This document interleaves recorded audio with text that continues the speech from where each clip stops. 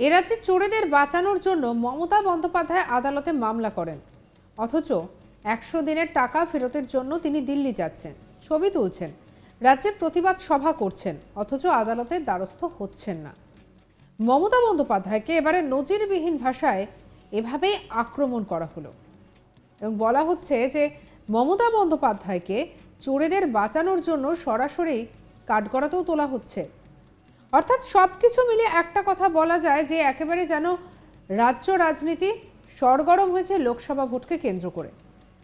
মমতা বন্দ্যোপাধ্যায়কে কটাক্ষ করা হয়েছে এবং মমতা বন্দ্যোপাধ্যায় 100 দিনের টাকা ফেরতের জন্য দিল্লি যাচ্ছেন সে কথাও বলা হয়েছে।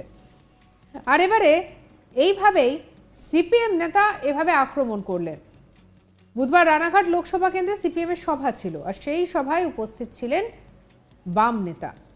তিনি বক্তব্য রাখতে উঠে রাজ্য সরকারকে একের পর এক আক্রমণ করলেন। আপনাদেরকে বলছি শতরূপ ঘোষের কথা।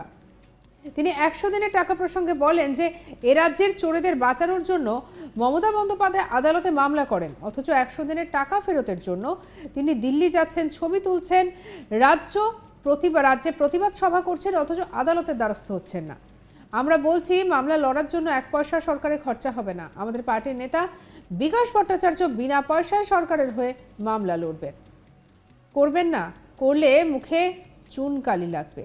বাংলা দেখেছে, গোটা দেশ দেখবে যে কত বড় চোরের দল এই মমতা অভিষেক।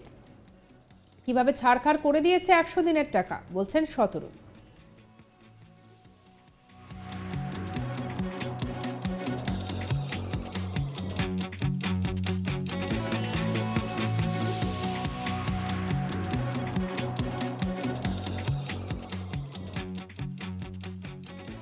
সিপিএম নেতা শতরূপ ঘোষ কি বলছেন শুনবো। সভা করেছিল কেন্দ্রের সরকার যেন 100 দিনের কাজের টাকা আটকে রেখেছে, তার জন্য সভা। ওনারা চিন্তা করুন, 2 বছর ধরে 100 দিনের কাজের টাকা আটকে আছে, তাই দিয়ে এরা মিটিং করছে, মিছিল করছে, দিল্লিতে গিয়ে ছবি তুলছে, এত কিছু করছে, কিন্তু 100 দিনের বাংলার খেত মজুরের জন্য, বাংলার খেটে খাওয়া মানুষের জন্য 100 দিনের কাজের টাকাটা চেয়ে আজ অব্দি মমতা ব্যানার্জি আদালতে মামলা করলেন না সুপ্রিম কোর্টে। আমরা বলেছিলাম, আমরা সিপিএম করেছিলাম, আপনার যদি ক্ষমতা থাকে, কেন্দ্রের সরকার টাকা আটকে রেখেছিল রাজস্থানে কংগ্রেস সরকার মামলা করেছিল 900 কোটি টাকা কেন্দ্র সরকারকে ক্ষতিপূরণ দিতে হয়েছে, 900 কোটি টাকা। আপনি মমতা ব্যানার্জি, আপনার যদি ক্ষমতা থাকে আপনি মামলা করুন। এত মামলা করেন, চোরেদেরকে বাঁচানোর জন্য মামলা, সরকারি কর্মচারী ডিএ আটকানোর জন্য মামলা।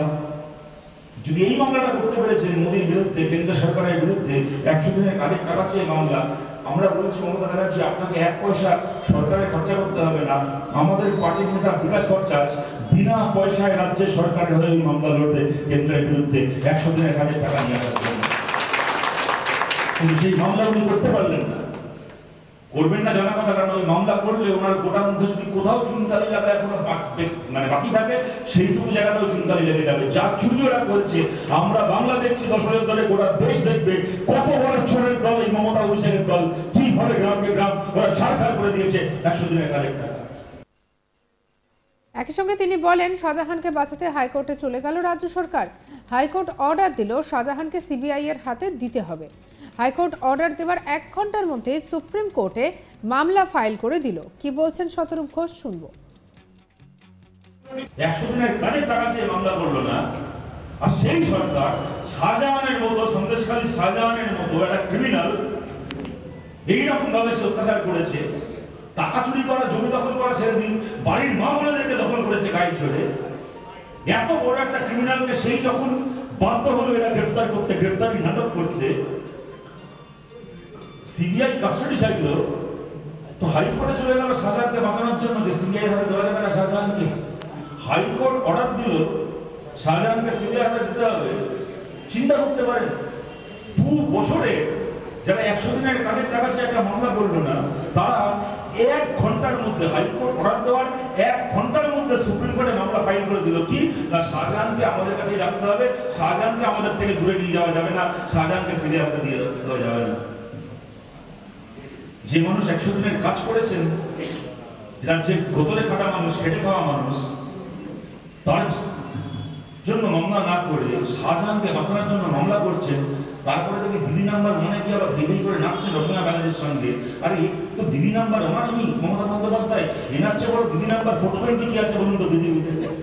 এবার ভোটে জিততে এসছে, ভোটে লড়তে এসছে, কত বড় নির্লজ্জ এটা হতে পারে। সভা শেষে শতরূপ বলেন, রানাঘাট লোকসভা কেন্দ্রে বিজেপি 2 জন প্রার্থী দিয়েছে, তৃণমূল প্রার্থীই দিতে পারেনি। কি বলছেন শতরূপ ঘোষ, শুনবো। ভালো সিচুয়েশন। প্রার্থী তো তৃণমূলে ঘোষণা করেনি। 2 জন প্রার্থীর নাম দেখলাম দেওয়ালে, 2জনই বিজেপির প্রার্থী, একজন জগন্নাথ সরকার এবং মুকুটমণি অধিকারী। আমরা প্রার্থী ঘোষণা করবো, কিন্তু তৃণমূল তো বিজেপি ডাস্টবিন থেকে যা ঘোষণা করেছে, তৃণমূলের তো আর প্রার্থী ঘোষণা হবে না। খুব ভালো সিচুয়েশন। প্রার্থী তো তৃণমূলে ঘোষণা করেনি। 2 জন প্রার্থীর নাম দেখলাম দেওয়ালে, 2জনই বিজেপির প্রার্থী, একজন জগন্নাথ সরকার এবং মুকুটমণি অধিকারী। আমরা প্রার্থী ঘোষণা করবো, কিন্তু তৃণমূল তো বিজেপি ডাস্টবিন থেকে যা ঘোষণা করেছে, তৃণমূলের তো আর প্রার্থী ঘোষণা হবে না। পাশাপাশি সিপিএম রানাঘাট কেন্দ্রে 2-3 মধ্যে প্রার্থীর নাম ঘোষণা করবেন বলে জানিয়ে দিয়েছেন শতরূপ। সভায় বক্তব্য রাখতে গিয়ে এদিন তিনি একদিকে কেন্দ্র এবং অন্যদিকে রাজ্য সরকারকে রীতিমতো চাঁচাছোলা ভাষায় আক্রমণ করেন, সুর চড়ান।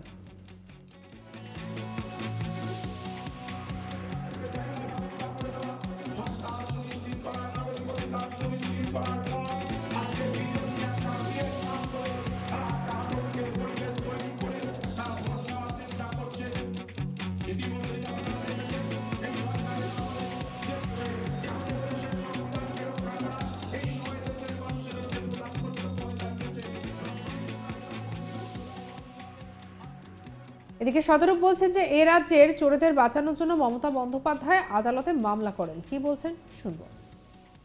সভা করেছিল ব্রিগেডে, কেন্দ্রের সরকার যেন 100 দিনের কাজের টাকা আটকে রেখেছে তার জন্য সভা।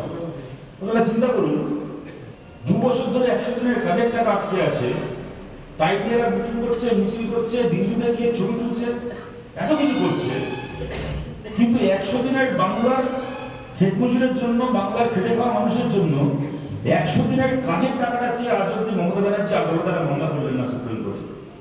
আমরা করেছিলাম, আমরা সিপিএম করেছিলাম।